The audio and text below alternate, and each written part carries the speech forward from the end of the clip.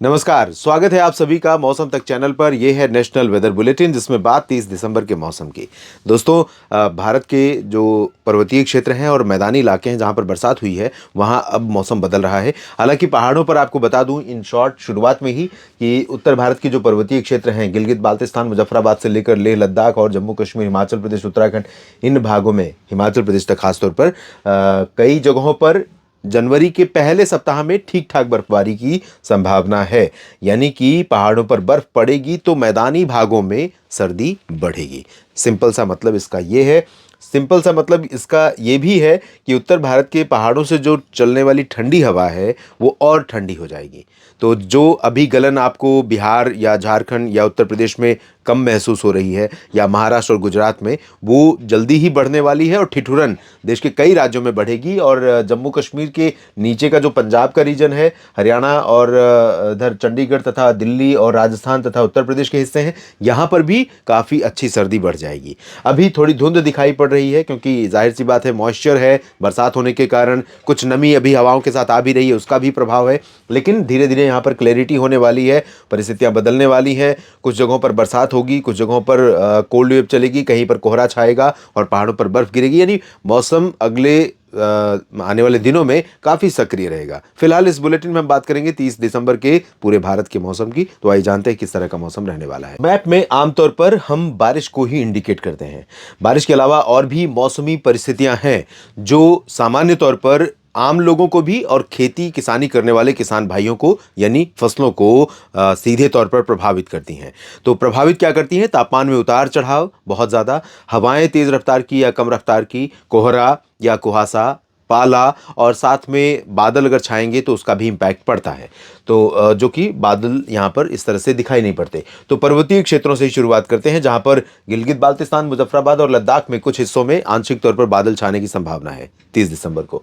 लेकिन नीचे की तरफ उसका इम्पैक्ट बहुत ज़्यादा नहीं रहेगा और एक के बाद एक पश्चिमी विक्षोभ अब पहाड़ों पर आते रहेंगे। तो पहाड़ों पर बर्फबारी का सिलसिला जारी रहेगा, जिसका असर हवाओं के साथ, हवाओं के माध्यम से उत्तर भारत के जो मैदानी क्षेत्र हैं यहाँ पर पहुँचता रहेगा। मैदानी ही नहीं बल्कि मध्य भारत और पूर्वी भारत में भी पहुँचेगा। इसकी बात हम अगले बुलेटिन्स में करेंगे। यहाँ पर फिलहाल जम्मू कश्मीर, हिमाचल और उत्तराखंड की बात अगर अगले 24 घंटों के लिए करूं तो यहाँ पर क्लियर और ड्राई वेदर रहेगा। सुबह के समय कुछ जगहों पर कोहरा छा सकता है, लेकिन बहुत डेंस फॉग नहीं होगा।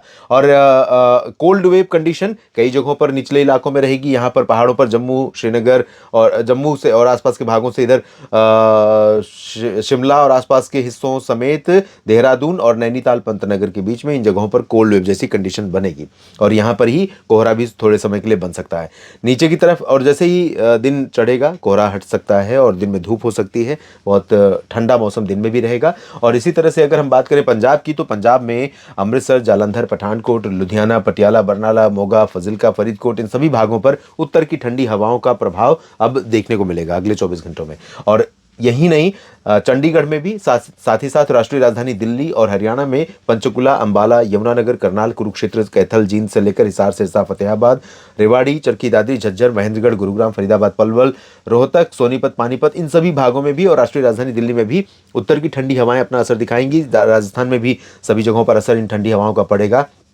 यानी अलवर से लेकर सवाई माधोपुर, कोटा, बूंदी, बारां, झालावाड़, उदयपुर, प्रतापगढ़, भीलवाड़ा, जालौर, जोधपुर, बाड़मेर, जैसलमेर, बीकानेर, गंगानगर, हनुमानगढ़, चूरू, इन सभी भागों में भी तापमान में गिरावट होगी ठंडी हवाओं के कारण। और कोल्ड वेव जैसी कंडीशन यहाँ पर सुबह के समय शीतलहर जैसी स्थितियां, रात के समय शीतलहर जैसी स्थितियां बनेंगी। उत्तर प्रदेश में भी यही संभावना दिखाई पड़ रही है। मेरठ, मुरादाबाद, सहारनपुर, बरेली, नजीबाबाद, अलीगढ़, आगरा से लेकर झांसी, ललितपुर, लखनऊ, कानपुर समेत पूर्वी रीजन में भी वाराणसी, अयोध्या, प्रतापगढ़, प्रयागराज, गोरखपुर, देवरिया, सभी जगहों पर उत्तर पश्चिम दिशा की ठंडी और शुष्क हवाएं चलेंगी।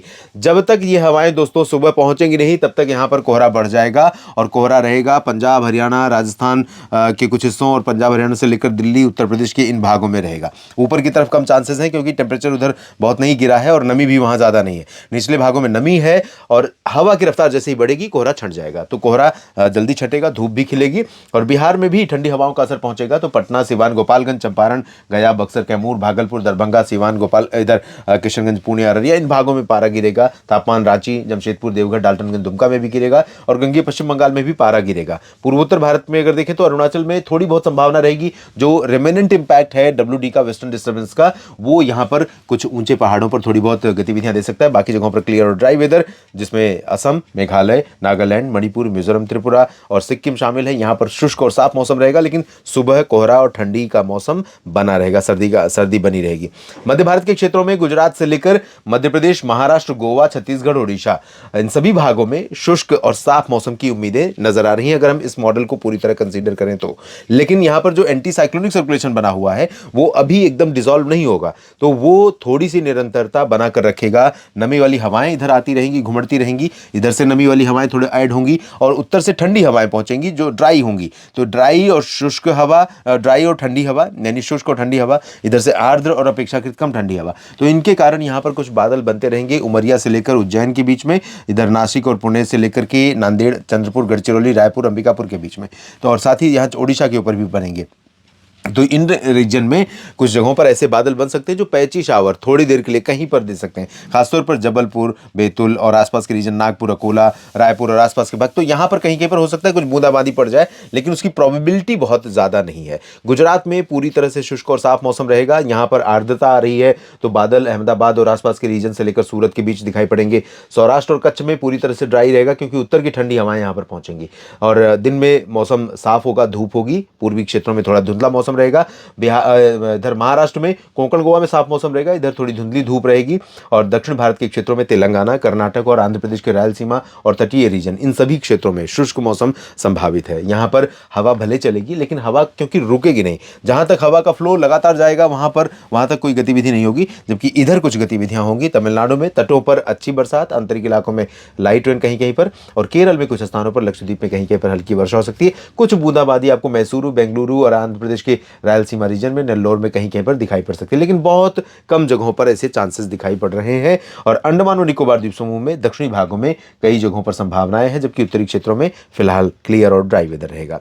नेशनल वेदर बुलेटिन में अभी के लिए इतना ही। लगातार मेरे साथ मौसम तक यूट्यूब चैनल, मौसम तक फेसबुक पेज और न्यूज़ मीडिया मंच यूट्यूब चैनल पर आप बने रहिए। मौसम की जानकारियाँ आपको किस प्रकार की लगती हैं, कैसी आपकी उम्मीदें पूरी होती हैं या नहीं, क्या और आप चाहते हैं बदलाव, इसके बारे में आप लिखते रहिए और लगातार मेरे साथ जुड़े रहिए। चैनल को सब्सक्राइब नहीं किया है तो ज़रूर कर लीजिए। धन्यवाद।